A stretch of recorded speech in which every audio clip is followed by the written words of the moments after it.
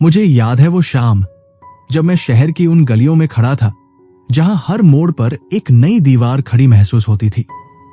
नमस्ते, mind vault audio book में आपका स्वागत है। उस दिन आसमान का रंग कुछ अजीब सा था, जैसे कोई पुराना जख्म फिर से गहरा हो गया हो। मेरा नाम अयान है और मेरी उम्र शायद 24 या 25 रही होगी, पर उस माहौल में साल गिनना बेमानी लगता था। जिस मोहल्ले में मैं बड़ा हुआ, वहां हवा में एक अजीब सा डर और खामोशी घुली रहती थी। लोग एक दूसरे को देख तो रहे थे, पर पहचानते नहीं थे। मुझे हमेशा लगा कि मैं उस भीड़ का हिस्सा होकर भी उससे अलग हूं, जैसे कोई पहेली का वो टुकड़ा जो गलती से किसी दूसरी डिब्बी में डाल दिया गया हो। मेरे आसपास के लोग अपनी छोटी सी दुनिया के नियमों में बंधे थे। उन्हें पता था कि उन्हें कहाँ जाना है, किससे बात करनी है और किन रास्तों पर कदम नहीं रखना है। पर मेरे लिए वो रास्ते ही मेरी असलियत थे। बचपन में मां अक्सर कहती थी कि दुनिया तुम्हें एक रंग, एक नाम या एक जात में बांधने की कोशिश करेगी। वो कहती थी, अयान, ये लोग तुम्हें अपनी नफरत का आईना दिखाना चाहेंगे, पर तुम्हें उस आईने में अपनी तस्वीर खुद बनानी है। मुझे तब समझ नहीं आता था कि वो किस बारे में बात कर रही है। मुझे तो बस ये दिखता था कि स्कूल के लड़के मुझसे अलग तरह से पेश आते थे। न मैं पूरी तरह उनका था, न वो मेरी पैदाइश ही कुछ ऐसी थी कि समाज के बनाए हुए नियमों के हिसाब से मेरा होना ही एक किस्म की गलती जैसा महसूस होता था। जैसे किसी ने कागज पर एक लकीर खींची हो और मैं उस लकीर के बिल्कुल ऊपर खड़ा हूं, न इधर न उधर। इस एहसास के साथ जीना आसान नहीं होता, क्योंकि आपको हर पल साबित करना पड़ता है कि आप कौन हैं। शहर का वो हिस्सा जहां अमीरी और गरीबी की सरहदें एक पतली सी गली से तय होती थी, वहां मैंने पहली बार महसूस किया कि भाषा सिर्फ बातचीत का जरिया नहीं है, बल्कि ये एक हथियार है, एक ढाल है। मुझे याद है एक बार मैं कुछ लड़कों के बीच घिर गया था। उनकी आंखों में वही पुरानी चमक थी जो किसी अजनबी को देखकर जाग उठती है। उन्हें लगा था कि मैं उनके इलाके का नहीं हूं। मेरी चमड़ी का रंग या मेरे कपड़े उन्हें चिढ़ा रहे थे। उनके हाथ में पत्थर थे और जुबान पर गालियां। उस पल मुझे मां की वो बात याद आई कि अगर तुम किसी इंसान से उस भाषा में बात करो जो वो समझता है, तो बात उसके दिमाग तक जाती है, लेकिन अगर तुम उससे उसकी अपनी मातृभाषा में बात करो तो बात उसके दिल तक पहुंचती है। मैंने गहरी सांस ली और अपनी आवाज को उनके लहजे में ढाला। मैंने वही शब्द इस्तेमाल किए जो वो अपने घरों में अपने अपनों के बीच बोलते थे। अचानक वो पत्थर नीचे हो गए। उनकी नधरत हैरानी में बदल गई। अरे, ये तो अपना ही है, उनमें से एक ने कहा। उस पल मुझे समझ आया कि मैंने सिर्फ शब्द नहीं बोले थे, मैंने उनके दिमाग में बनी उस दीवार को गिरा दिया था जो मुझे एक दुश्मन के रूप में देख रही थी। ये एहसास कितना गहरा था कि हम इंसानों ने खुद को बांटने के लिए कितने मजबूत ढांचे तैयार कर रखे हैं। हम धर्म, नस्ल और सरहदों के पीछे छुपकर बैठ जाते हैं और भूल जाते हैं कि इन सबको हमने ही तो बनाया है। मां हमेशा मुझे चर्च ले जाती थी, कभी एक, कभी दो और कभी कभी तो 3-3 अलग जगहों पर। मुझे ची होती थी। मैं सोचता था कि आखिर भगवान को पाने के लिए इतनी मेहनत क्यों? पर मां का नजरिया अलग था। वो कहती थी कि दुनिया तुम्हें बंधक बनाने की कोशिश करेगी, लेकिन तुम्हारी सोच आजाद होनी चाहिए। वो मुझे ऐसी किताबें पढ़ाती थी जो हमारे हालात से कोसों दूर थी। लोग हंसते थे, कहते थे कि इस गरीब लड़के को ये सब सिखाकर क्या मिलेगा, इसे तो बस मजदूरी करनी है या किसी कोने में छुपकर अपनी जिंदगी काटनी है। पर मां का जवाब हमेशा वही शांत मुस्कुराहट होती थी। वो मुझे भविष्य के लिए तैयार कर रही थी, एक ऐसी दुनिया के लिए जो अभी वजूद में भी नहीं थी। वो जानती थी कि अगर मेरी सोच की सरहदें ऊंची होंगी तो कोई भी दीवार मुझे रोक नहीं पाएगी। कभी कभी जब मैं अकेला छत पर बैठता हूं तो मुझे वो दिन याद आते हैं जब सड़कों पर अफरातफरी मची होती थी। बाहर गाड़ियां जल रही होती थी और लोग एक दूसरे के खून के प्यासे थे, पर घर के अंदर मां शांति से खाना बना रही होती थी। उनका मानना था कि डर सिर्फ एक चुनाव है। अगर आप डर को अपने अंदर जगह देते हैं तो आप उन लोगों की जीत पक्की कर देते हैं जो आपको दबाना चाहते हैं। उन्होंने मुझे हंसना सिखाया। मुश्किल से मुश्किल हालात में भी मजाक ढूंढ लेना एक ईश्वरीय वरदान जैसा था। जब हमारे पास खाने को कुछ नहीं होता था तब भी हम हंसते थे। वो हंसी हमारी बथावत थी। वो उन हालात के मुंह पर एक तमाचा थी जो हमें रुलाना चाहते थे। मैंने सीखा कि आप तब तक गुलाम नहीं बनते जब तक आपकी रूह हार नहीं मान लेती, और मेरी रूह ने हार मानना कभी सीखा ही नहीं था। अक्सर रास्तों पर चलते हुए मैं लोगों के चेहरों को गौर से देखता हूं। हर चेहरे के पीछे एक कहानी छुपी होती है, एक ऐसा बोझ जो शायद वो सालों से ढो रहे हैं। मुझे याद है जब मैंने पहली बार महसूस किया कि पैसा और रुतबा इंसान की फितरत नहीं बदल सकते। हम जिस व्यवस्था में जी रहे हैं वो हमें यकीन दिलाना चाहती है कि अगर हम मेहनत करेंगे तो हम भी उस ऊंचे पायदान पर पहुंच जाएंगे। पर हकीकत कुछ और ही थी। वो पायदान ही कुछ इस तरह बनाए गए थे कि कुछ लोग हमेशा नीचे ही रहें। इसे वो सिस्टम कहते थे। एक ऐसा सिस्टम जो इतना बारीकी से डिजाइन किया गया था कि लोग खुद ही एक दूसरे के दुश्मन बन जाएं। वो आपस में लड़ते रहे और ऊपर बैठे लोग तमाशा देखते रहे। मुझे समझ आया कि इस खेल से बाहर निकलने का रास्ता लड़ना नहीं, बल्कि खेल को समझ लेना है। जब आप जान जाते हैं कि नियम किसने और क्यों बनाए हैं, तो आप उन नियमों के साथ खेलना सीख जाते हैं। मेरी यादों के झरोखे में वो छोटी सी कार भी है जो हमेशा बीच रास्ते में खराब हो जाती थी। हम उसे धक्का देते, पसीना बहाते और फिर हंसते हुए आगे बढ़ जाते। वो कार मेरे जीवन का रूपक, मेटाफोर बन गई थी। हमारी जिंदगी भी तो वैसी ही थी, बार बार रुकती हुई, धक्का मांगती हुई, लेकिन कभी पूरी तरह हार न मानने वाली। मां हमेशा कहती थी कि रास्ता लंबा है और मंजिल का शायद पता भी नहीं, पर चलना जरूरी है। वो मुझे ये सिखाना चाहती थी कि सफर का आनंद लेना ही असल जीत है। उन्होंने मुझे कभी ये महसूस नहीं होने दिया कि हम गरीब हैं। गरीबी सिर्फ जेब में होती है, दिल और दिमाग में नहीं। उन्होंने मुझे दुनिया दिखाई, भले ही वो दुनिया सिर्फ किताबों के पन्नों में ही क्यों न हो। उन्होंने मुझे यकीन दिलाया कि मैं कहीं भी जा सकता हूं, कुछ भी बन सकता हूं। और शायद इसी यकीन ने मुझे आज यहां खड़ा किया है। जब मैं आज पीछे मुड़कर देखता हूं तो उन गलियों का शोर अब संगीत जैसा लगता है। वो डर, वो भूख, वो अपमान, सब जैसे एक बड़े सबक का हिस्सा थे।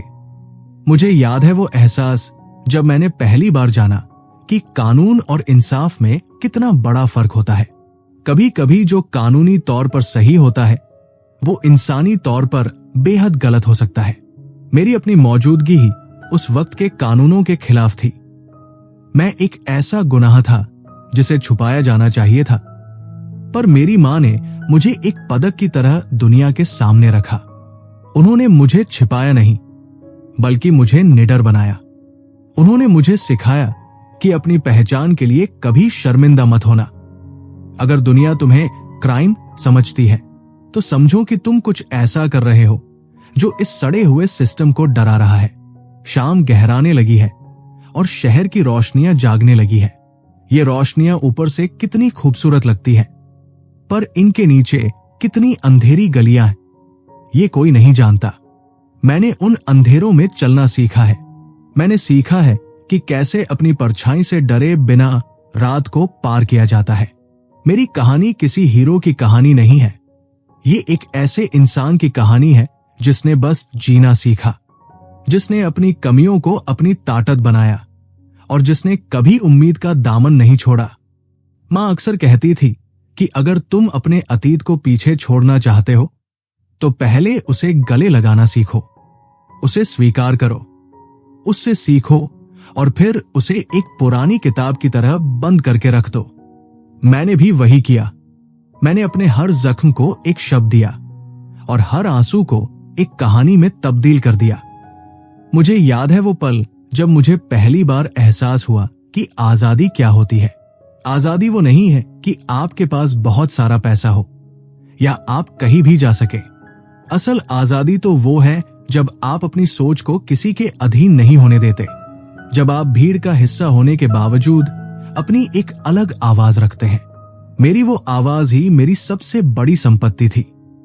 मैंने लोगों को देखा जो महलों में रहकर भी कैदी थे, और मैंने अपनी मां को देखा जो तंग गलियों में रहकर भी किसी रानी से कम नहीं थी। उनका सर हमेशा ऊंचा रहता था।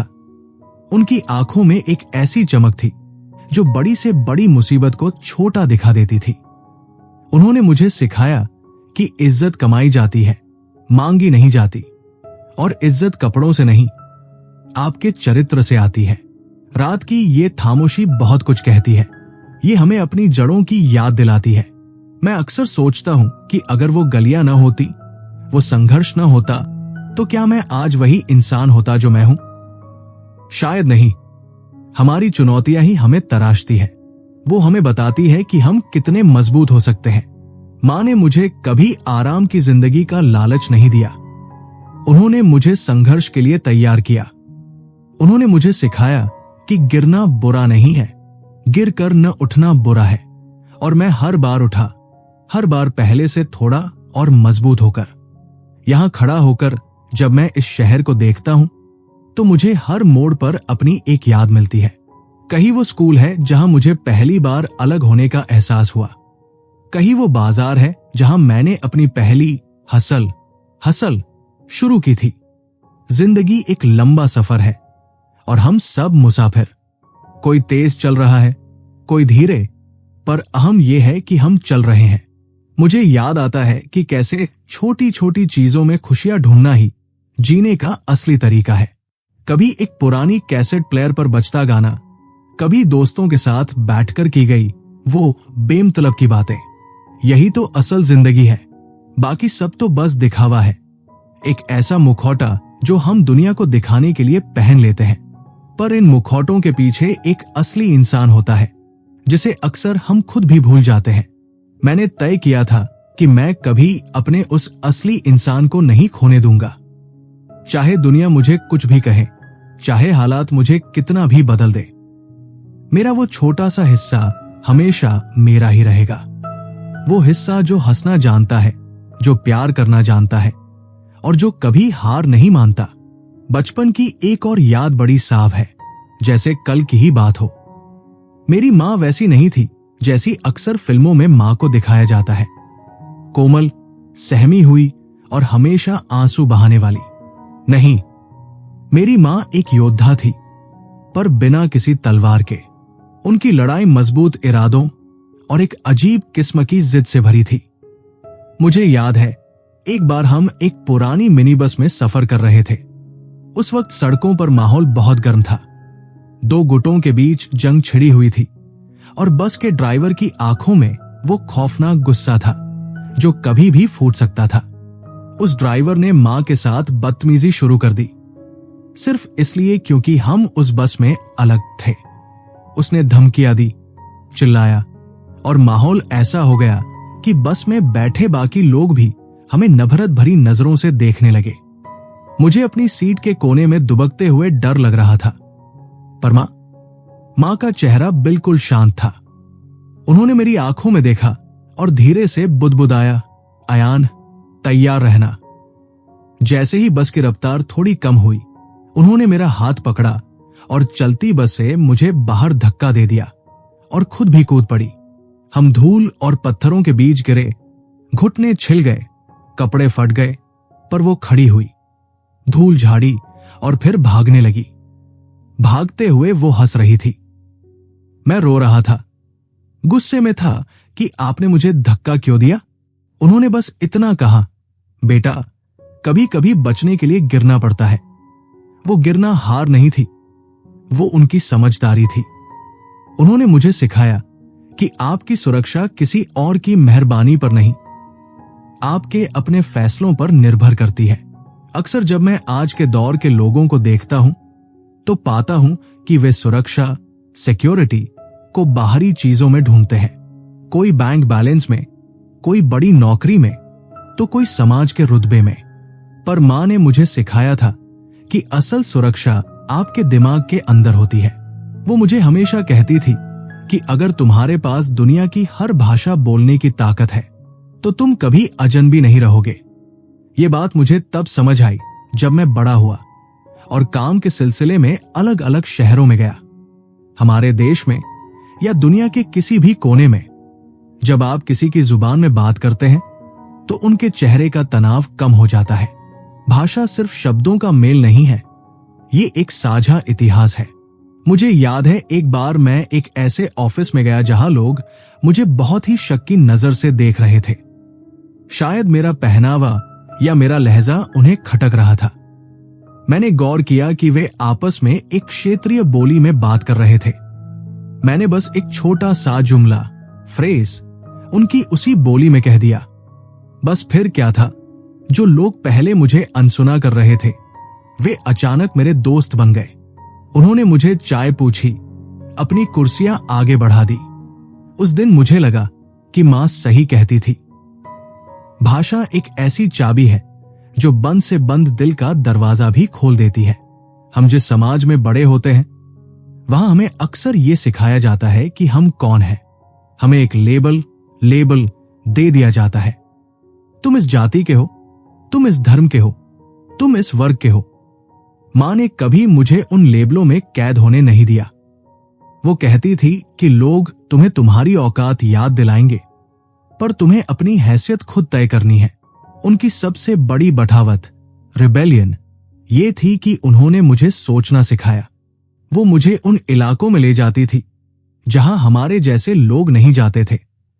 लोग उन्हें रोकते, यहां क्यों आए हो, यहां तुम्हारा क्या काम? वो मुस्कुराकर कहती, मेरा बेटा देखेगा कि दुनिया कितनी बड़ी है, ताकि वो कभी अपनी छोटी सी कोठरी को ही पूरी कायनात न समझ ले। वो जानती थी कि अगर मेरी सोच आजाद होगी तो मेरी गरीबी भी मुझे रोक नहीं पाएगी। यही वजह थी कि मैंने कभी खुद को मजलूम, विक्टिम नहीं समझा। जब मेरे पास जूते नहीं होते थे तो मैं ये नहीं सोचता था कि मेरी किस्मत खराब है, बल्कि मैं ये सोचता था कि मेरे पैर कितने मजबूत हैं कि बिना जूतों के भी दौड़ सकते हैं। ये नजरिया, पर्सपेक्टिव मुझे मां से मिला था। उन्होंने मुझे सिखाया कि दर्द और तकलीफ को कैसे एक मजाक में बदल देना है। एक बार बारिश में हमारे घर की छत टपकने लगी, सारा सामान भीग गया। मैं रोने लगा क्योंकि मेरी किताबें गीली हो गई थी। मां ने मुझे गले लगाया और कहा, अयान देखो, भगवान ने हमें घर के अंदर ही पर्सनल वाटरफॉल दे दिया है। अब तो नहाना और भी मजेदार होगा। हम हंसने लगे। वो हंसी ही हमारी ढाल थी। हमने कभी अपनी गरीबी को अपनी पहचान नहीं बनने दिया। पर दुनिया इतनी सीधी नहीं होती। जैसे जैसे मैं बड़ा हुआ मुझे समझ आया कि पहचान, आइडेंटिटी का खेल बहुत उलझा हुआ है। मैं एक ऐसी नस्ल या ऐसे वर्ग से था जो कहीं फिट नहीं बैठता था। जब मैं अपनों के बीच होता तो उन्हें लगता कि मैं बहुत पढ़ा लिखा या बाहरी हूं। जब मैं उन लोगों के बीच जाता जो सच में रईस या ऊंचे वर्ग के थे तो उन्हें लगता कि मैं उनकी दुनिया का हिस्सा नहीं हूं। मैं एक साया, शैडो बन गया था जो हर जगह था पर कहीं का नहीं था। पर मां ने इसे एक वरदान, ब्लेसिंग बना दिया। उन्होंने कहा, तुम एक गिरगिट, कमीलियन की तरह बनो। हर माहौल में ढल जाओ पर अपनी असलियत कभी मत भूलो। मैंने वही किया। मैंने हर माहौल की बारीकियों को समझना शुरू किया। मैंने देखा कि कैसे लोग एक दूसरे को नीचा दिखाने के लिए अदृश्य दीवारें खड़ी करते हैं। मैंने उन दीवारों को लांघना सीखा। मैंने सीखा कि कैसे अपनी मौजूदगी को एक रहस्य बनाए रखना है। अक्सर लोग मुझसे पूछते हैं कि तुम इतने शांत कैसे रहते हो। सच तो यह है कि मैंने वो अशांति देखी है जहां आपकी जान की कोई कीमत नहीं होती, जहां सड़कों पर खून बहना आम बात थी। जब आप ऐसी जगह से आते हैं तो छोटी मोटी परेशानियां आपको डरा नहीं पाती। आज लोग इंटरनेट पर एक कमेंट से दुखी हो जाते हैं, या ट्रैफिक में फंसकर अपना आपा खो देते हैं। मुझे उन बातों पर हंसी आती है। माँ हमेशा कहती थी कि अगर तुम अपनी समस्याओं पर हंस नहीं सकते तो तुम कभी उनसे उबर नहीं पाओगे। हंसी एक तरह का विरोध है। जब आप अपने हालात पर हंसते हैं तो आप उन हालात से ऊंचे हो जाते हैं। आप कह रहे होते हैं कि तुम मुझे तोड़ सकते हो पर मेरी मुस्कुराहट नहीं छीन सकते। माँ का धर्म के प्रति नजरिया भी बहुत दिलचस्प था। वो घंटों तक प्रार्थना करती थी, चर्च जाती थी, पर उनका भगवान कोई डराने वाला साया नहीं था। वो उनसे ऐसे बात करती थी जैसे किसी पुराने दोस्त से। कभी कभी वो भगवान से बहस भी करती थी। हे भगवान, ये क्या तरीका है? मैंने आपसे रास्ता मांगा था, आपने मुझे गड्ढे में गिरा दिया। उनकी ये सहजता मुझे बहुत अच्छी लगती थी।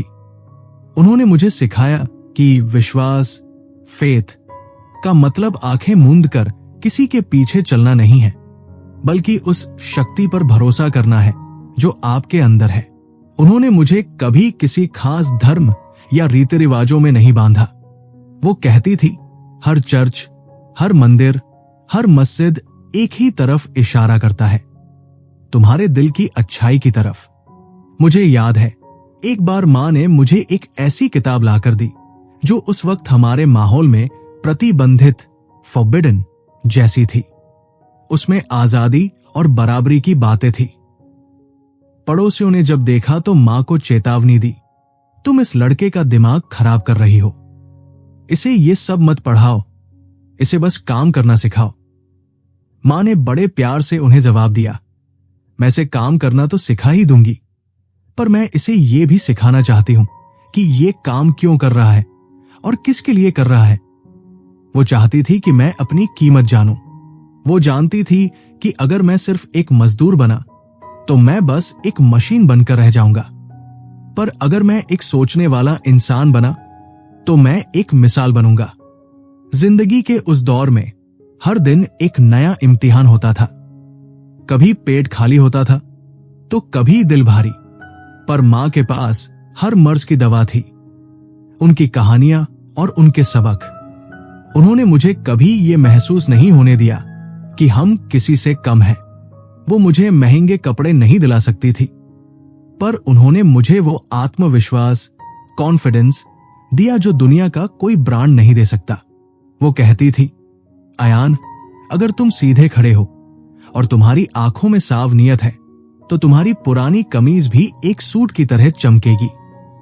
मैंने उनकी इस बात को हमेशा गांठ बांध कर रखा। आज भी जब मैं किसी बड़े सेमिनार या मीटिंग में जाता हूं तो मुझे अपनी वही पुरानी धूल भरी गलियां याद आती है। मुझे वो बस से कूदना याद आता है और तब मुझे एहसास होता है कि वो सारी मुश्किलें, वो सारा संघर्ष दरअसल एक ट्रेनिंग थी। एक ऐसी ट्रेनिंग जिसने मुझे उस दुनिया के लिए तैयार किया जो कभी कभी बहुत बेदर्द हो सकती है, पर जब तक मेरे अंदर मां के वो सबक जिंदा है, मुझे किसी भी तूफान से डर नहीं लगता। आखिर मैं एक ऐसी कोख से जन्मा हूं जिसने डर को भी अपनी मुस्कुराहट से डरा दिया था। मेरी पहचान कोई कागज का टुकड़ा या कोई नाम नहीं है। मेरी पहचान मेरी वो हिम्मत है जो मुझे हर सुबह उठकर दोबारा लड़ने की ताकत देती है। और ये सफर अभी बस शुरू ही हुआ है। अभी तो बहुत सारी दीवारें गिरानी बाकी है।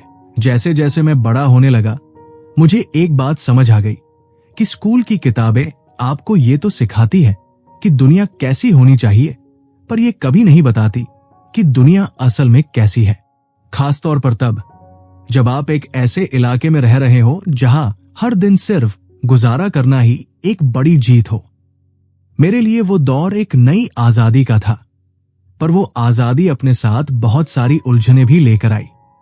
लोग मुझे चीज बॉय कहने लगे थे।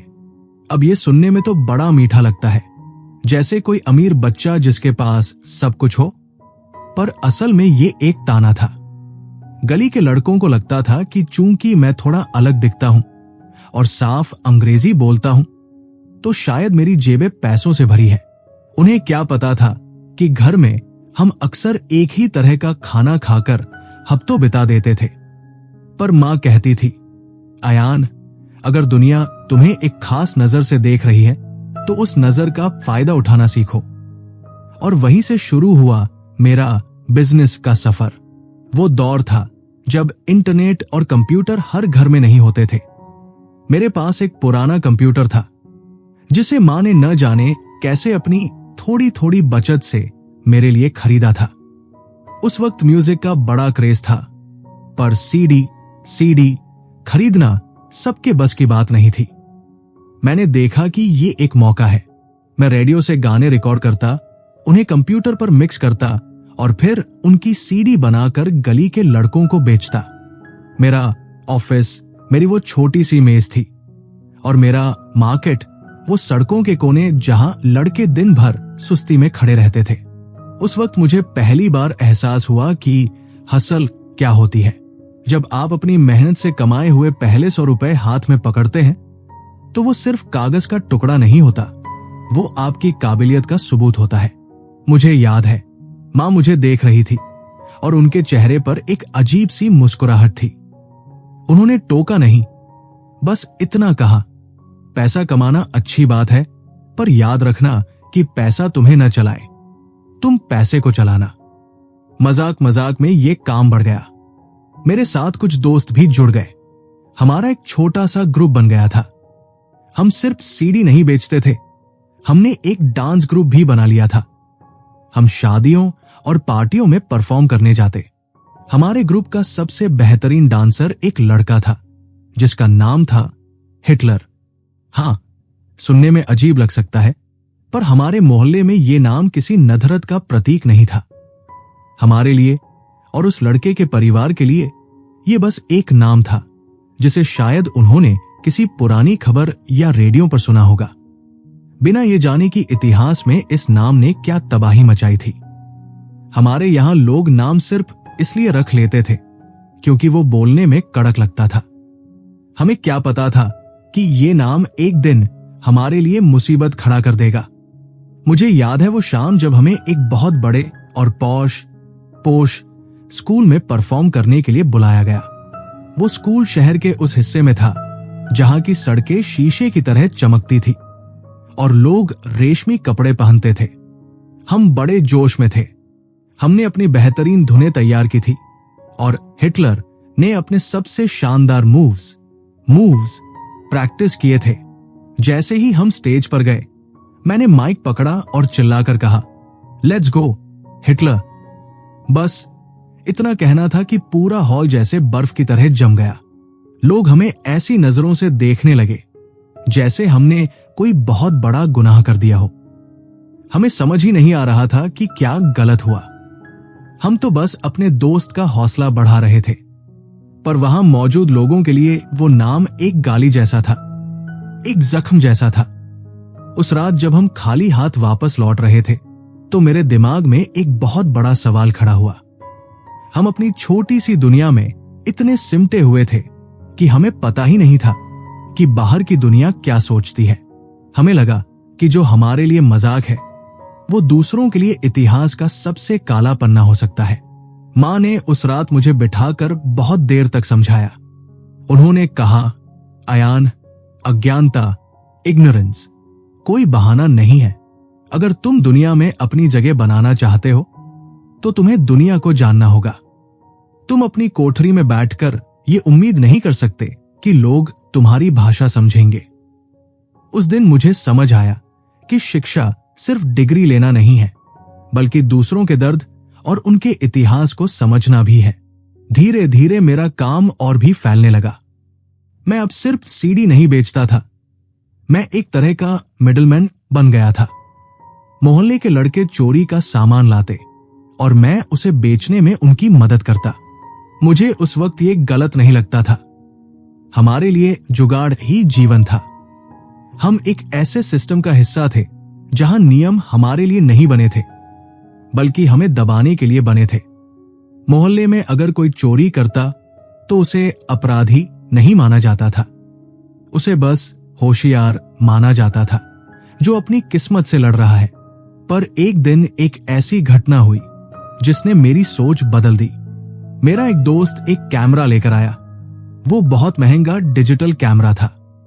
उसने कहा कि ये उसे मिला है। मुझे पता था कि वो झूठ बोल रहा है, पर मैंने सवाल नहीं किया। मैंने उसे बेच दिया और अपना कमीशन रख लिया। पर कुछ दिन बाद मैंने उस कैमरे के अंदर की मेमोरी स्टिक देखी। उसमें एक परिवार की तस्वीरें थी। एक छोटा बच्चा अपना जन्मदिन मना रहा था।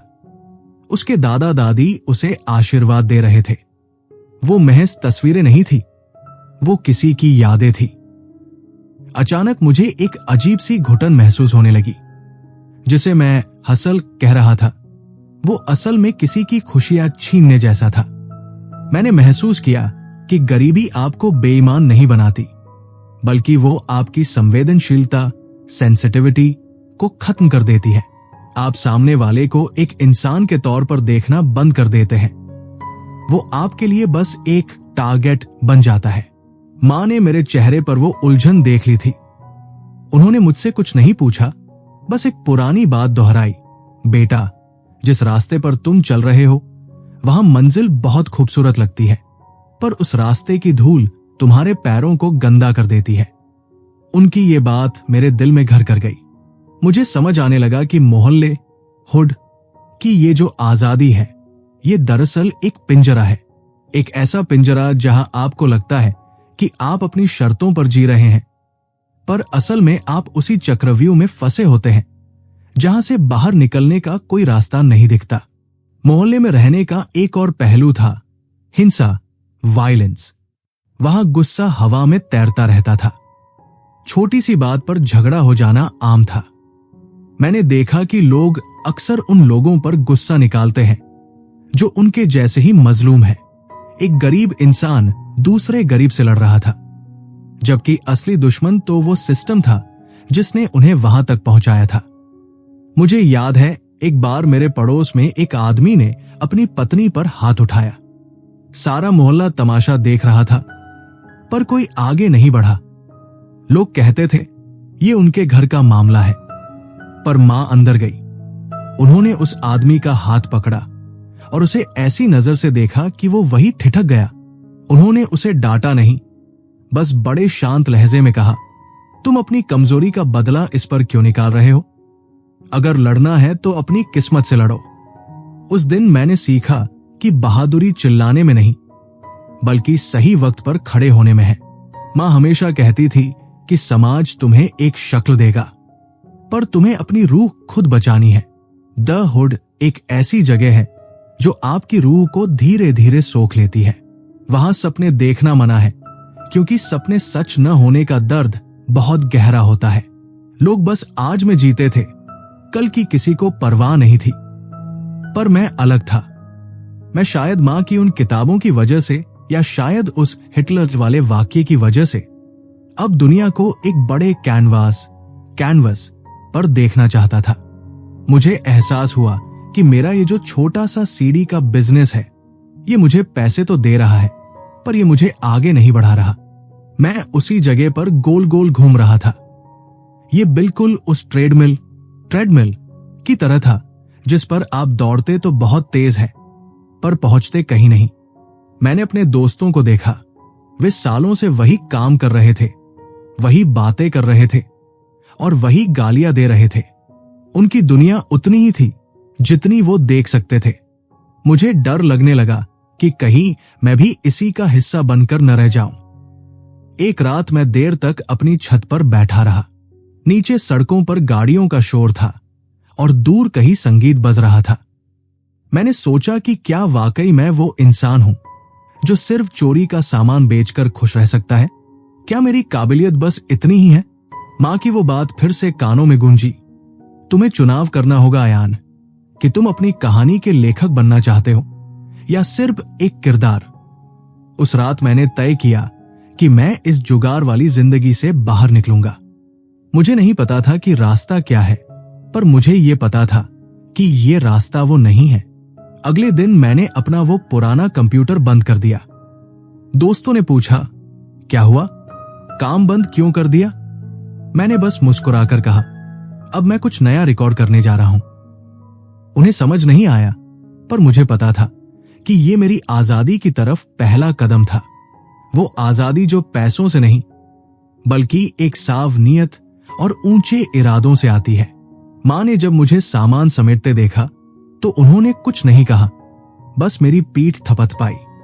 उनकी उस थपकी में एक यकीन था, एक ऐसा यकीन जो मुझे दुनिया की हर मुश्किल से लड़ने का हौसला देता था। मैंने समझ लिया था कि अपनी जड़ों से जुड़े रहना जरूरी है, पर उन जड़ों में बंधे रहना खुदकुशी जैसा है। मुझे उड़ना था और उस उड़ान के लिए मुझे अपने उन सारे बोझों को उतारना था जो मुझे नीचे खींच रहे थे। जिंदगी ने मुझे बहुत कुछ सिखाया था, भाषा की ताकत, हंसी का जादू और सिस्टम की चालाकी। अब वक्त था इन सब का इस्तेमाल करके अपनी एक नई दुनिया बसाने का। वो दुनिया जहां अपराध, क्राइम मेरी पैदाइश न हो, बल्कि मेरा चुनाव हो कि मैं एक सही इंसान बनूं। जिंदगी में कभी कभी ऐसा मोड़ आता है जब आपको लगता है कि आप अपनी चमड़ी उतारकर एक नया इंसान बन सकते हैं। मैंने जब अपना वो छोटा सा सीडी का बिजनेस बंद किया तो मुझे लगा कि अब मैं उस पुरानी दुनिया का हिस्सा नहीं रहा। मैंने सोचा कि अब मैं साफ सुथरी शर्ट पहनूंगा, अच्छे जूते पहनूंगा और उस सभ्य समाज का हिस्सा बन जाऊंगा जहां लोग सलीके से बात करते हैं और हर काम नियम से होता है। पर हकीकत यह थी कि आप जहां से आते हैं वो जगह आपके अंदर एक साए की तरह बसी होती है। आप चाहे कितनी भी महंगी परफ्यूम लगा लें, आपके पसीने में उस गली की गंध हमेशा रहती है जहां आपने संघर्ष करना सीखा था। मुझे याद है उन दिनों मैंने पहली बार महसूस किया कि सफलता का मतलब सिर्फ पैसा कमाना नहीं है, बल्कि उस जगह फिट होना है जहां आपको कभी बुलाया ही नहीं गया था। मैं अब 24 साल का हो चुका था और शहर के एक नए इलाके में मैंने एक छोटी सी नौकरी ढूंढ ली थी। वो इलाका मेरे मोहल्ले से बिल्कुल अलग था। वहां की हवा में एक तरह का इत्मीनान, कामनेस था। लोग सड़कों पर चिल्लाते नहीं थे, गाड़ियां हॉर्न नहीं बजाती थी और हर चीज अपनी जगह पर सजी हुई लगती थी। मुझे लगा कि शायद यही वो मंजिल है जिसका सपना माँ ने देखा था। पर वहां पहुंचते ही मुझे अपनी पहचान का एक नया बोझ महसूस होने लगा। जब मैं ऑफिस के उन लोगों के बीच बैठता तो मुझे लगता कि मेरी हर हरकत पर नजर रखी जा रही है। मेरा बात करने का अंदाजा, मेरा हंसना, यहां तक कि मेरा चुप रहना भी उन्हें खटकता था। वे लोग मुझसे बहुत प्यार से बात करते थे, पर उनकी आंखों में एक अजीब सा तरस, पिटी होता था। उन्हें लगता था कि मैं कोई ऐसा चमत्कार हूं जो बड़ी मुश्किल से उस दलदल से निकलकर यहां तक पहुंचा है। मुझे समझ आया कि अमीर होना सिर्फ बैंक बैलेंस की बात नहीं है, बल्कि ये एक भाषा है, एक संस्कृति है जिसे आप सीख तो सकते हैं, पर वो कभी आपकी अपनी नहीं होती। उन दिनों मुझे एक लड़की पसंद आई। उसका नाम सान्या था। वो उसी सभ्य दुनिया का हिस्सा थी जिससे मैं जुड़ना चाहता था। सान्या बहुत खूबसूरत थी और उसकी मुस्कुराहट में वो सुकून था जो मैंने अपनी पूरी जिंदगी में कभी महसूस नहीं किया था। मुझे लगा कि अगर मैं इसके साथ रहा तो शायद मैं भी उस दुनिया का हिस्सा बन जाऊंगा। पर एक बहुत बड़ी मुश्किल थी। सान्या को सिर्फ एक ही भाषा आती थी और वो थी उसकी अपनी मातृभाषा, जिसे मैं ठीक से समझ नहीं पाता था। हमारे बीच बातचीत सिर्फ इशारों और टूटी फूटी अंग्रेजी में होती थी। मुझे लगा कि प्यार की कोई भाषा नहीं होती, पर मैं गलत था। भाषा सिर्फ शब्द नहीं होते, वो एक पुल होते हैं जो दो इंसानों को जोड़ते हैं। बिना उस पुल के हम बस एक दूसरे को देख रहे थे, समझ नहीं रहे थे। मुझे याद है वो शाम जब हमारे ऑफिस की एक बड़ी पार्टी थी। मैंने हफ्तों तक बचत करके एक बढ़िया सा सूट खरीदा था। मां ने जब मुझे उस सूट में देखा तो वो हंसने लगी। उन्होंने कहा, अयान, तुम इसमें किसी बैंक के मैनेजर लग रहे हो जो अपनी ही चाबियां भूल गया है। मुझे बुरा लगा, पर बाद में समझ आया कि वो क्या कहना चाहती थी। मैं उस सूट में मैं नहीं लग रहा था, मैं एक किरदार निभा रहा था। पार्टी में जब मैं सान्या के साथ खड़ा था तो वहां मौजूद लोग अपनी पुरानी कहानियां सुना रहे थे, अपने बचपन के वेकेशन की बातें कर रहे थे और महंगी शराब की बारीकियों पर चर्चा कर रहे थे। मेरे पास बोलने के लिए कुछ नहीं था। क्या मैं उन्हें बताता कि मेरा बचपन दंगों के बीच बीता है? क्या मैं उन्हें बताता कि मैंने भूख को मिटाने के लिए सड़कों पर जुगाड़ किया है? वो बातें उस माहौल के लिए बहुत कच्ची और खतरनाक थी। मैंने महसूस किया कि मैं एक ऐसी जगह खड़ा हूं जहां मुझे अपनी असलियत छुपानी पड़ रही है। उस रात सान्या और मेरे बीच एक बड़ा झगड़ा हुआ, जो असल में झगड़ा भी नहीं था, बस एक खामोशी थी जिसे हम भर नहीं पा रहे थे। वो मुझसे कुछ कहना चाहती थी, शायद अपनी कोई परेशानी या कोई खुशी, पर मेरे पास वो शब्द ही नहीं थे जिनसे मैं उसे तसल्ली दे सकूं। हम घंटों साथ रहे, पर हम मीलों दूर थे। उस पल मुझे मां की वो बात फिर याद आई कि अगर तुम किसी की भाषा नहीं जानते तो तुम उसके दिल का रास्ता कभी नहीं ढूंढ पाओगे। भाषा ही वो धागा है जो दो रूहों को आपस में बुनता है। मैंने महसूस किया कि मैं सान्या से नहीं, बल्कि उस आइडिया से प्यार कर रहा था जो वो रिप्रेजेंट करती थी। एक आसान और खूबसूरत जिंदगी का आइडिया। पर जिंदगी कभी आसान नहीं होती, वो सिर्फ अलग तरह की मुश्किल होती है। नौकरी और रिश्तों के इस भंवर के बीच एक दिन मुझे खबर मिली कि मोहल्ले में मेरे पुराने साथी किसी बड़ी मुसीबत में फंस गए हैं। उनमें से एक को पुलिस उठा ले गई थी। मुझे लगा कि मुझे वहां जाना चाहिए, पर मेरा एक हिस्सा डर रहा था। मुझे डर था कि अगर मैं वापस उस धूल में गया तो शायद ये सूट, ये नौकरी और ये नई पहचान सब धुल जाएगी। पर मेरा ज़मीर, कॉन्शियंस मुझे कचोट रहा था। मैं उस पुलिस स्टेशन पहुंचा जहां मेरा दोस्त बंद था। वो जगह वैसी ही थी जैसी मैंने छोड़ दी थी। सीलन भरी दीवारें, गाली देते हुए सिपाही और डर से सिमटे हुए लोग। जैसे ही मैं अंदर गया, वहां के हेड कांस्टेबल ने मुझे ऊपर से नीचे तक देखा। मेरे सूट और मेरी साफ सुथरी शक्ल ने उसे थोड़ा असमंजस, कंफ्यूजन में डाल दिया। उसे समझ नहीं आ रहा था कि मैं कोई बड़ा अधिकारी हूं या सिर्फ एक पढ़ा लिखा मुजरिम। वहां मैंने एक बहुत कड़वा सच देखा। पुलिस के लिए न्याय, जस्टिस एक सौदा था। अगर आपके पास पैसा है या रसूख है तो आप बेगुनाह हैं, अगर नहीं तो आपकी कोई दलील नहीं सुनी जाएगी। मेरा दोस्त रो रहा था। उसने कोई बड़ी चोरी नहीं की थी, बस एक गलतफहमी का शिकार हुआ था। पर उस सिस्टम के लिए वो सिर्फ एक नंबर था। मैंने अपनी सारी जमा पूंजी, जो मैंने सान्या के साथ किसी ट्रिप पर जाने के लिए बचाई थी, उस कांस्टेबल की मेज पर रख दी। उसने पैसे गिने, मुस्कुराया और मेरे दोस्त को छोड़ दिया। बाहर निकलते वक्त मेरे दोस्त ने मेरा शुक्रिया नहीं किया, बस मेरी तरफ एक अजीब सी नजर से देखा। उस नजर में गुस्सा था, हसद, जेलसी थी और एक तरह की दूरी थी। उसे लगा कि मैं अब ऊपर पहुंच गया हूं और उस पर एहसान कर रहा हूं। उस रात मैं पैदल ही घर की तरफ चल दिया। मेरा सूट धूल से भर चुका था, मेरे जूतों पर कीचड़ लगा था और मेरी जेबें खाली थी। पर अजीब बात यह थी कि मुझे बहुत हल्का महसूस हो रहा था। मैंने जान लिया था कि मैं चाहे कितनी भी कोशिश कर लूं, मैं उस सभ्य दुनिया का हिस्सा कभी नहीं बन पाऊंगा जो सच्चाई से मुंह मोड़ लेती है। और नहीं, मैं पूरी तरह से उस पुरानी अपराधी दुनिया का हिस्सा रह सकता हूं। मैं हमेशा उस बीच की जगह, मिडिल ग्राउंड पर रहूंगा। एक ऐसा इंसान जो दोनों तरफ का सच जानता है, पर दोनों में से किसी का नहीं है। ये एहसास शुरू में बहुत डरावना लगा, पर धीरे धीरे ये मेरी ताकत बन गया। मैंने महसूस किया कि हम गरीब लोग अक्सर एक अदृश्य टैक्स भरते हैं। ये टैक्स सिर्फ पैसों का नहीं होता, बल्कि ये हमारे वक्त का, हमारी इज्जत का और हमारे सपनों का होता है।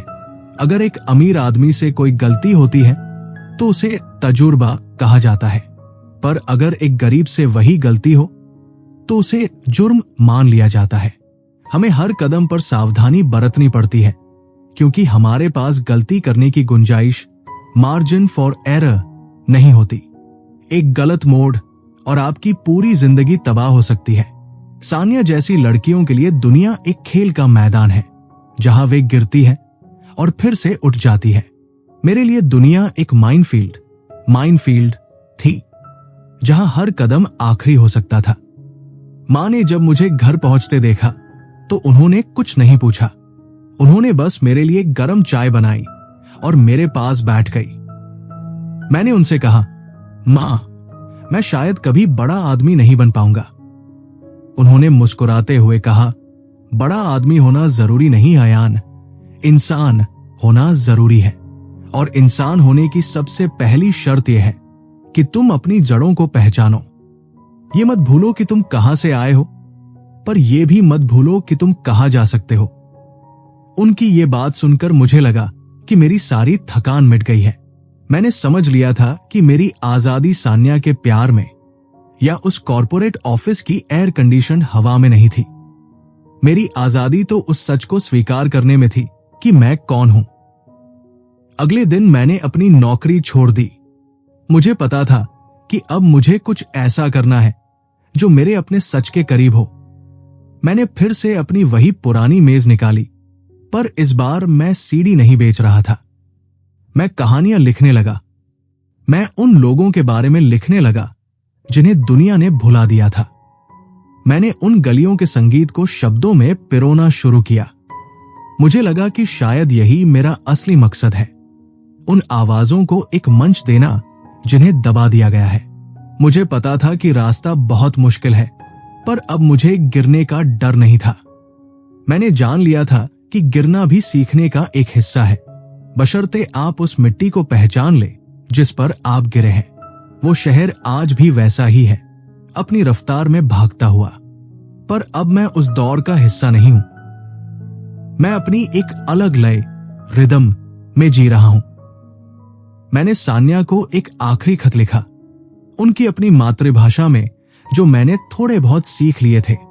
मैंने उसमें सिर्फ इतना लिखा, शुक्रिया मुझे यह सिखाने के लिए कि खामोशी के भी कई रंग होते हैं। मुझे नहीं पता उसे वो समझ आया या नहीं, पर मुझे शांति मिल गई थी। जिंदगी में कभी कभी आपको पीछे हटना पड़ता है ताकि आप एक लंबी छलांग लगा सके, और मेरी वो छलांग अब शुरू होने वाली थी। मेरा अतीत अब मेरी बेड़िया नहीं था, बल्कि वो ईंधन बन गया था जिसने मेरी उड़ान को नई ऊर्जा दी थी। वक्त का पहिया जब घूमता है तो वो अक्सर हमें उन्हीं रास्तों पर वापस ले आता है जहां से हमने भागने की कोशिश की थी। नौकरी छोड़ने के बाद मुझे लगा था कि मैं आजाद हूं, पर असलियत ये थी कि मैं अब एक नई किस्म की उलझन में फंस गया था। वो दौर मेरे लिए बहुत भारी था। घर का माहौल धीरे धीरे बदल रहा था। मां ने अपनी जिंदगी में एक नया फैसला लिया था। उन्होंने एक ऐसे इंसान को अपनी जिंदगी में जगह दी थी जो शुरू में बहुत सुलझा हुआ और मददगार लगता था। उसे हम समीर भाई कहते थे। उनका अपना एक गैरेज था जहां दिन भर पुरानी गाड़ियों का शोर और ग्रीस की महक रहती थी। समीर भाई एक ट्रेडिशनल सोच के इंसान थे। उनके लिए मर्द का मतलब था हुक्म चलाने वाला, और औरत का मतलब उस हुक्म को मानने वाली। पर मेरी मां, वो तो उस बहती हवा की तरह थी जिसे कोई दीवार नहीं रोक सकती थी। यहीं से वो रगड़ शुरू हुई जिसने हमारे घर की शांति को धीरे धीरे राख में बदल दिया। मुझे याद है वो गैरेज जहां मैं अक्सर दोपहर में बैठा रहता था। वहां गाड़ियां ठीक होती थी, पर इंसानों के टूटे हुए रिश्तों को जोड़ने का कोई औजार नहीं था। समीर भाई को मां की वो आजादी, उनका बेबाक अंदाज और उनका हर बात पर सवाल करना खटकने लगा था। वो चाहते थे कि मां वैसी बन जाए जैसी उनके समाज की बाकी औरतें थी, खामोश और झुकी हुई। पर मां ने मुझे हमेशा एक ही बात सिखाई थी कि इज्जत मांगी नहीं जाती, कमाई जाती है। उन्होंने कभी समीर भाई के सामने सर नहीं झुकाया, और यही बात समीर भाई के अहंकार को चोट पहुंचाती थी। मैंने अपनी आंखों से देखा कि कैसे प्यार धीरे धीरे कंट्रोल में बदलने लगता है। ये बहुत बारीक बदलाव होता है। पहले वो आपसे पूछेंगे कि आप कहां जा रहे हो, फिर वो तय करेंगे कि आप किसके साथ जा रहे हो, और फिर एक दिन वो आपको बताएंगे कि आपको जाना ही नहीं है। अक्सर हम सोचते हैं कि हिंसा, वायलेंस सिर्फ शारीरिक होती है, पर मैंने सीखा कि सबसे गहरी चोट तो वो होती है जो आपकी रूह पर दी जाती है। समीर भाई का गुस्सा शुरू में सिर्फ शब्दों में था, फिर वो बर्तनों के टूटने में बदला और फिर एक दिन वो हाथ उठाने तक पहुंच गया। मुझे आज भी वो रात याद है जब घर की दीवारें भी कांप रही थी। मैं कमरे के कोने में खड़ा था। मेरा खून उबल रहा था पर मैं बेबस था। मुझे गुस्सा इस बात पर नहीं था कि वो मां को मार रहे थे। मुझे गुस्सा इस बात पर था कि मां फिर भी शांत थी। वो रो नहीं रही थी। उनकी आंखों में आंसू नहीं, बल्कि एक अजीब सी करुणा, पिटी थी, जैसे वो उस आदमी की छोटी सोच पर तरस खा रही हो। उन्होंने मुझसे कहा था, अयान, ये आदमी बीमार है, इसकी बीमारी का इलाज नधरत नहीं है। पर मुझे वो बात तब समझ नहीं आई। मुझे लगा कि मां कमजोर पड़ रही है, पर बाद में समझ आया कि वो तो पहाड़ की तरह मजबूत थी। उस दौर में मुझे साइकिल ऑफ पावर्टी के साथ साथ cycle of abuse, cycle of violence का भी एहसास हुआ। ये दोनों एक ही सिक्के के दो पहलू हैं। जब आप गरीब होते हैं तो आपके पास विकल्प, ऑप्शंस कम होते हैं। आप एक खराब रिश्ते से इसलिए नहीं निकल पाते क्योंकि आपके पास जाने के लिए कोई दूसरी जगह नहीं होती। समाज आपको सिखाता है कि समझौता करना ही औरत का गहना है। मैंने देखा कि कैसे पुलिस और कानून भी ऐसे मामलों में अपनी आंखें मूंद लेते हैं। जब हम रिपोर्ट करने गए तो वहां बैठे अधिकारियों ने बड़े आराम से कह दिया, ये तो मियां बीवी का आपसी मामला है, इसे घर पर सुलझाओ। उस दिन मुझे समझ आया कि सिस्टम सिर्फ अमीरों के लिए ही पक्षपाती नहीं है, बल्कि वो औरतों के खिलाफ भी उतना ही सख्त है। कानून को लगता है कि घर के अंदर होने वाला जुर्म नहीं है। गैरेज में काम करते हुए मैंने एक बात गौर की थी। समीर भाई अपनी गाड़ियों को बहुत सलीके से रखते थे। एक छोटा सा डेंट भी उन्हें बर्दाश्त नहीं था। पर जिस औरत ने उन्हें अपना घर और अपना दिल दिया था, उसे वो बेदर्दी से तोड़ रहे थे। ये विरोधाभास, पैराडॉक्स मुझे आज भी हैरान करता है। इंसान मशीनों से तो प्यार कर सकता है, पर जीते जागते जज्बातों की कदर करना भूल जाता है। मां की कार अक्सर खराब रहती थी, वही पुरानी खटारा गाड़ी। समीर भाई उसे ठीक करने का वादा करते, पर कभी करते नहीं थे। मुझे बाद में समझ आया कि वो उस गाड़ी को जानबूझकर खराब रखते थे ताकि मां कहीं जा न सके। वो गाड़ी मां की आजादी का प्रतीक, सिंबल थी, और समीर भाई उस आजादी के पहियों को जाम रखना चाहते थे। पर मां ने हार नहीं मानी। उन्होंने फिर से पैदल चलना शुरू कर दिया। वो धूप में मील पैदल चलती, बसें बदलती, पर कभी समीर भाई से लिफ्ट नहीं मांगी। उनकी ये जिद ही उनकी ताकत थी। उन्होंने मुझे सिखाया कि अगर आपके पास साधन नहीं है तो अपनी हिम्मत को ही अपना साधन बना लो। मुझे याद है एक बार उन्होंने मुझसे कहा था, अयान, अगर तुम किसी के गुलाम नहीं बनना चाहते तो अपनी जरूरतों को कम करना सीखो। उस दिन मुझे समझ आया कि असली आजादी महंगी कारों में नहीं, बल्कि उन मजबूत पैरों में है जो अपनी मंजिल खुद तय करते हैं। मैंने भी तय कर लिया था कि मैं अब सिर्फ तमाशा नहीं देखूंगा। मैंने फिर से काम ढूंढना शुरू किया, पर इस बार मैं अपनी शर्तों पर काम करना चाहता था। मैंने एक रेडियो स्टेशन में छोटे मोटे काम करना शुरू किया। वहां मुझे पहली बार माइक के पीछे बैठने का मौका मिला। जब मैंने पहली बार अपनी आवाज को गूंजते हुए सुना तो मुझे लगा कि मेरे अंदर की सारी घुटन बाहर निकल रही है। मैं मजाक करने लगा। मैं अपने दुखों पर, अपने मोहल्ले पर और उस खराब सिस्टम पर हंसने लगा। शुरू में लोगों को लगा कि मैं पागल हूं, पर धीरे धीरे उन्हें उस हंसी के पीछे का सच समझ आने लगा। हंसी एक बहुत बड़ा हथियार है। जब आप किसी का मजाक उड़ाते हैं तो आप उससे डरना छोड़ देते हैं। मैंने समीर भाई के उस डर का मजाक उड़ाना शुरू किया जो वो हम पर थोपना चाहते थे। एक शाम जब मैं घर लौटा तो माहौल बहुत तनावपूर्ण था। समीर भाई ने मां की कुछ पुरानी किताबें जला दी थी।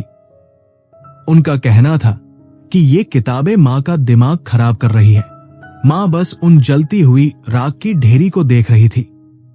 मैंने सोचा था कि वो चिल्लाएंगी, लड़ेंगी, पर उन्होंने बस मेरी तरफ देखा और मुस्कुराई। उन्होंने कहा, अयान, वो सिर्फ कागज जला सकते हैं, उन शब्दों को नहीं जो मेरे दिमाग में बस चुके हैं। उस पल मुझे एहसास हुआ कि कोई भी ताकत आपको तब तक नहीं हरा सकती जब तक आप खुद हार न मान ले। मेरी मां ने अपनी रूह को बचा कर रखा था, उस आग से भी जो उनके सपनों को जलाना चाहती थी। हालांकि ये लड़ाई सिर्फ घर के अंदर नहीं थी, बाहर की दुनिया भी हमें बार बार नीचे गिराने की कोशिश कर रही थी।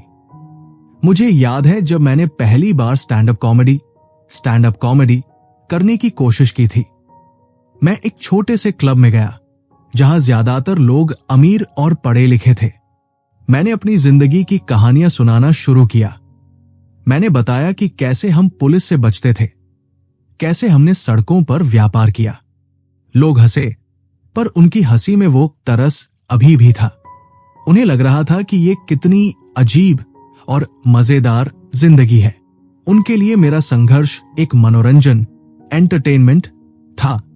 मुझे गुस्सा आया, पर फिर मैंने सोचा कि अगर ये लोग मेरे दर्द पर हंस सकते हैं तो कम से कम ये उस दर्द को महसूस तो कर रहे हैं। मैंने तय किया कि मैं अपनी कहानियों को सिर्फ दुख का पिटारा नहीं रहने दूंगा। मैं उन्हें एक आईना बना दूंगा जिसमें ये लोग अपनी असलियत देख सकें। मेरी मां अक्सर कहती थी कि दुनिया एक बड़ा सर्कस है और हम सब जोकर हैं। कुछ जोकर अपनी मर्जी से हंसाते हैं और कुछ को दुनिया हंसाती है। उन्होंने मुझे मर्जी वाला जोकर बनने के लिए तैयार किया था। उन्होंने सिखाया कि अपनी कमजोरी को अपनी ढाल बना लो। अगर लोग तुम्हारा मजाक उड़ाना चाहते हैं तो खुद अपना मजाक पहले उड़ा लो, फिर उनकी हंसी में कोई जहर नहीं रहेगा। ये फिलॉसफी मेरे काम आया। मैंने देखा कि कैसे बड़े बड़े गुंडे और दबंग लोग भी हंसी के सामने कमजोर पड़ जाते हैं। हंसी एक ऐसी भाषा है जो नफरत की दीवार को पल भर में गिरा सकती है। पर घर की हालत बद से बदतर होती जा रही थी। समीर भाई की शराब और उनका शक अब एक खौफनाक मंजर लेने लगा था। मुझे लगने लगा था कि अब सिर्फ बातों से काम नहीं चलेगा। कभी कभी आपको अपनी सुरक्षा के लिए उस जगह को छोड़ना ही पड़ता है जो आपको कभी घर लगती थी। पर मां टस से मस नहीं हुई। उनका मानना था कि ये उनका घर है, उनकी मेहनत की कमाई है और वो किसी डरपोक इंसान की वजह से अपनी जगह नहीं छोड़ेंगी। उनकी ये बहादुरी मुझे डराती थी। मुझे लगता था कि वो अपनी जान जोखिम में डाल रही है। पर उन्होंने मुझसे कहा, अयान, अगर मैं आज भाग गई तो मैं ताउम्र भागती ही रहूंगी। मुझे खड़ा होना होगा, अपने लिए और तुम्हारे लिए। उस वक्त मुझे समझ आया कि कानून और मर्यादा के नाम पर समाज अक्सर औरतों को एक पिंजरे में बंद रखता है। हमें सिखाया जाता है कि परिवार को बचाना ही सबसे बड़ा धर्म है, चाहे वो परिवार आपकी जान ही क्यों न ले ले। मां ने उस धर्म को मानने से मना कर दिया था। वो अपनी शर्तों पर जीना चाहती थी, भले ही उसकी कीमत उन्हें अपने खून से चुकानी पड़े। मैंने उन्हें कभी हारते हुए नहीं देखा था, पर उस वक्त मुझे उनकी आंखों में एक थकान महसूस होने लगी थी। वो थकान लड़ने की नहीं थी, वो थकान उस अकेलेपन की थी जो सच बोलने पर इनाम में मिलता है। मोहल्ले के लोग जो कभी मां की तारीफ करते थे, अब उनके पीछे फुसफुसाते थे। बहुत तेज बनती थी ना, अब भुगत रही है। ये दुनिया गिरते हुए को सहारा देने के बजाय उसे और नीचे धकेलने में मजा लेती है। मुझे याद है वो रात जब मैंने अपना बैग पैक किया।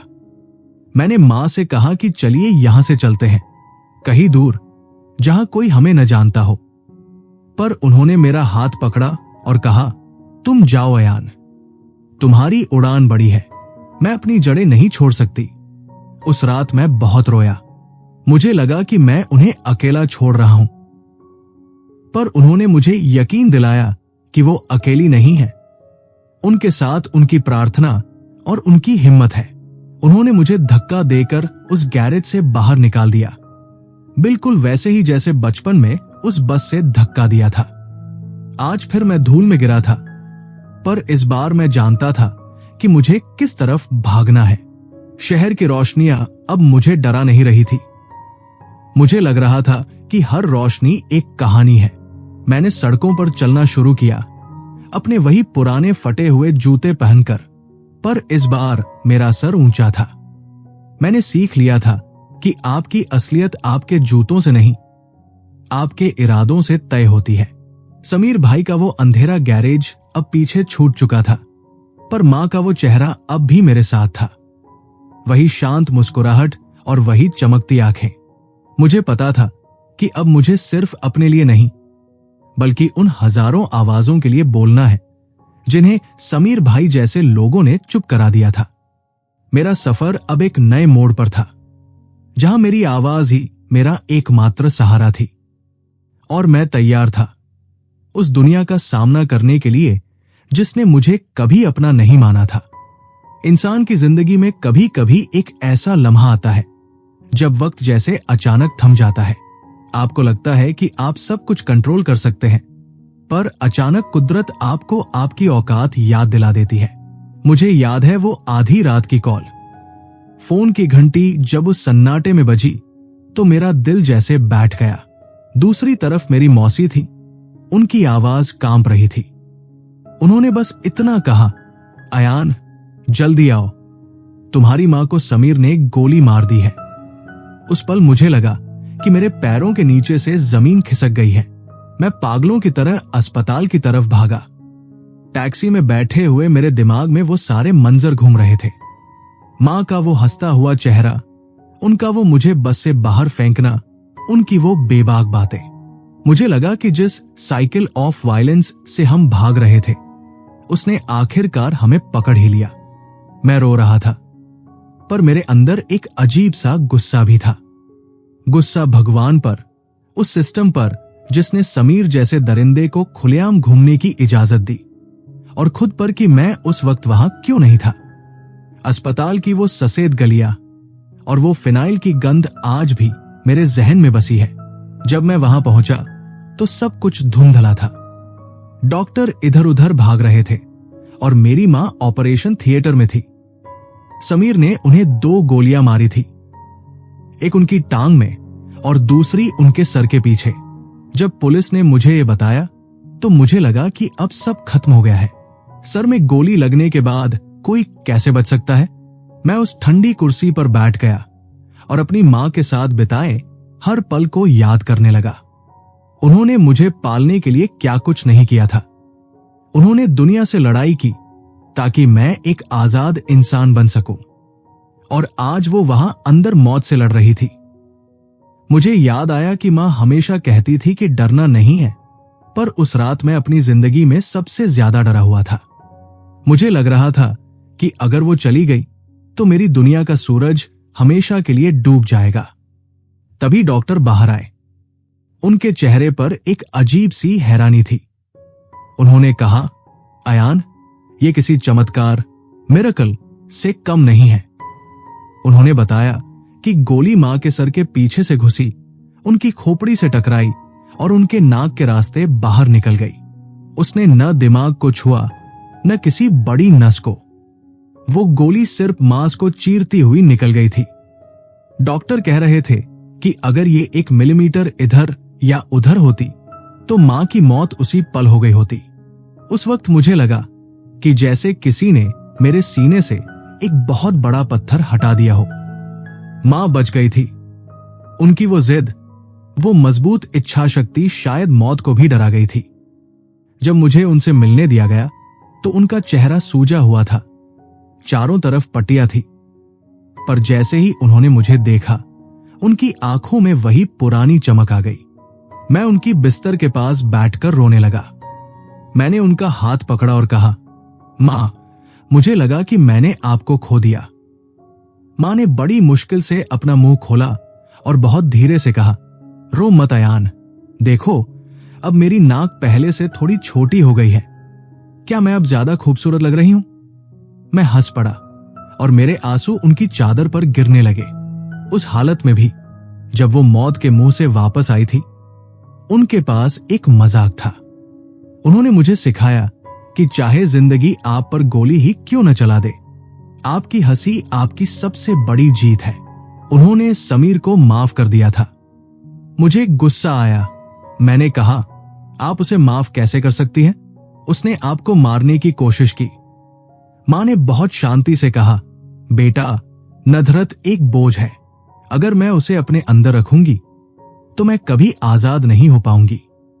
उसे सजा कानून देगा, पर मैं अपनी रूह को उसकी नदरत से आजाद करती हूं। उन दिनों अस्पताल में रहते हुए मुझे एक और कड़वा सच पता चला। मां के पास कोई इंश्योरेंस नहीं था और समीर ने घर के सारे पैसे खत्म कर दिए थे। ऑपरेशन और इलाज का खर्च इतना ज्यादा था कि मेरी पूरी जिंदगी की कमाई भी कम पड़ती। अस्पताल वालों ने कहा कि अगर पैसे जमा नहीं हुए तो इलाज रुक जाएगा। ये वही गरीबी का टैक्स था जिसके बारे में मैं हमेशा सोचता था। आपकी जान की कीमत आपके बैंक बैलेंस से तय होती है। पर तभी मुझे एक कॉल आया। वो मेरे उन पुराने दोस्तों का था जिनके साथ मैंने सीडी बेची थी। उन लड़कों का था जिन्हें दुनिया अपराधी समझती थी। उन्होंने कहीं से पैसे इकट्ठे किए थे। किसी ने अपनी पुरानी बाइक बेची, किसी ने अपनी बचत दी। उन्होंने कहा, अयान, ये पैसे आंटी के लिए हैं। उन्होंने हमें हमेशा अपने बच्चों जैसा समझा है। उस दिन मुझे समझ आया कि असली दौलत महलों में नहीं, उन लोगों के दिलों में होती है जिन्होंने आपके साथ बुरा वक्त काटा है। मां जब घर वापस आई तो सब कुछ बदल चुका था। वो अब पहले जैसी तेज नहीं दौड़ सकती थी, पर उनकी सोच और भी ऊंची हो गई थी। समीर को जेल हो गई थी, पर मां के चेहरे पर कोई बदला लेने की भावना नहीं थी।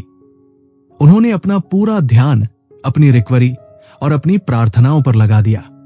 मैं घंटों उनके पास बैठा रहता और हम पुरानी बातें करते।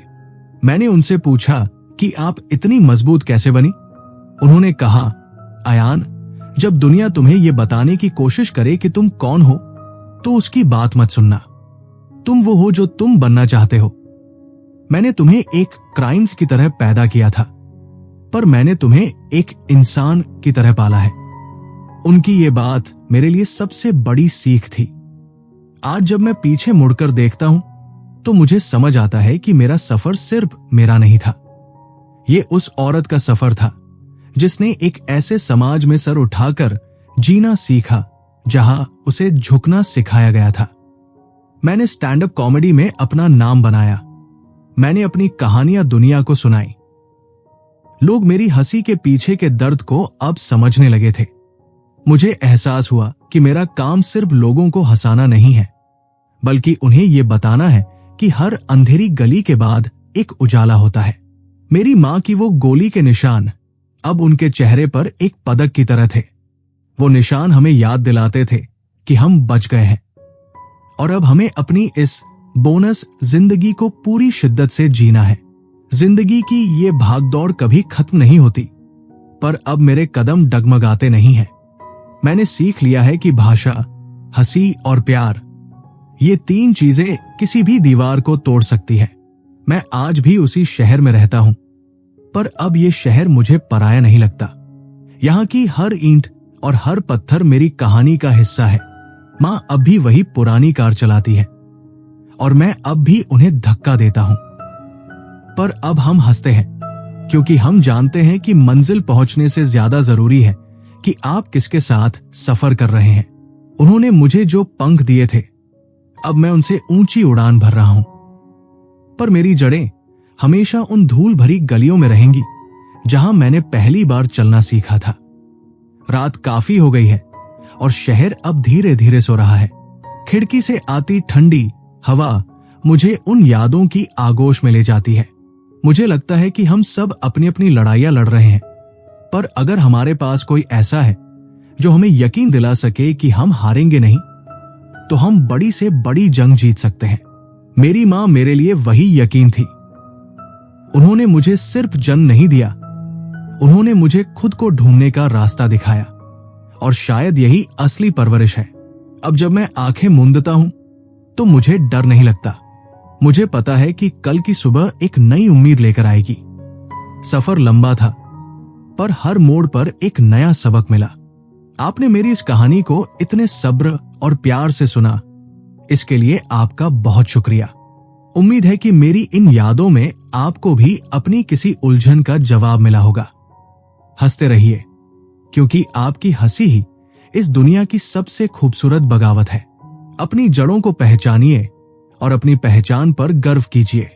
माइंड वॉल्ट ऑडियो बुक की तरफ से मैं अयान अब आपसे विदा लेता हूं। फिर मिलेंगे किसी और मोड़ पर, किसी नई कहानी के साथ। तब तक के लिए अपना ख्याल रखिए और अपनी रूह को हमेशा आजाद रखिए। नमस्ते।